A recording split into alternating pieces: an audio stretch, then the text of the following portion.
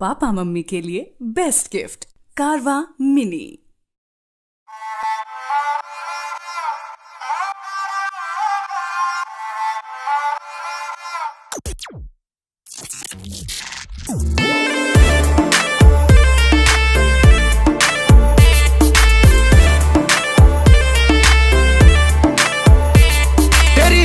बता रही है कि कल रात तेरे संग सीन हुआ, उलझन में थी फुल नाइट, तू जगले जागल तुझे दिन हुआ। तेरी आंखें बता रही है कि कल रात तेरे संग सीन हुआ, उलझन में थी फुल नाइट, तू जगले जागल तुझे दिन हुआ।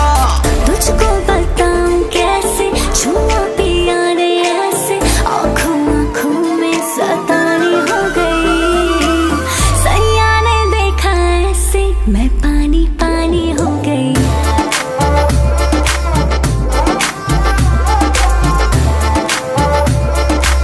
मैं पानी पानी हो गई।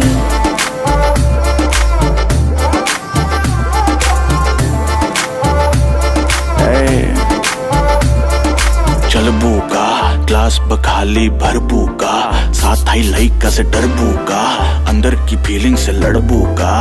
हाँ हद हो गई, हद से आके भी बढ़बू का, 9 एकड़ में फारम फारम पे घोड़ा घोड़ा पे चढ़बू का। अरे तोहरा लल्ला बादशाह,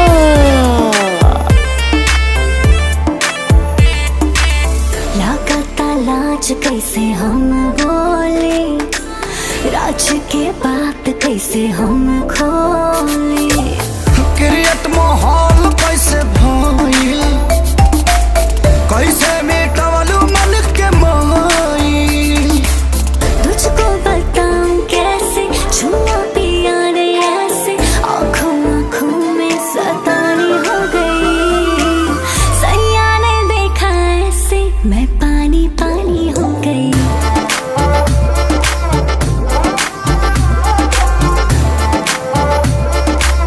मैं पानी पानी हो गई।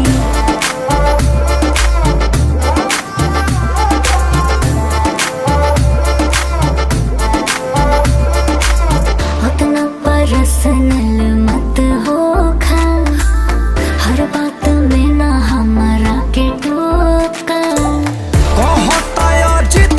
सारी शुभम के आई कहिया बारी।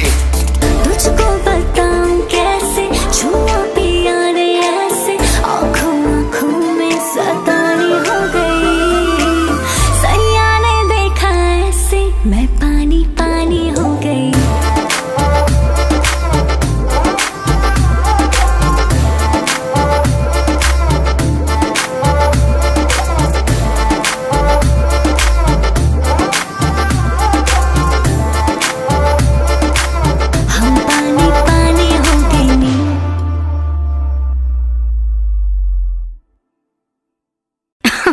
अरे पूरा इंडिया हिली बाबू, खाली तू देखत जा।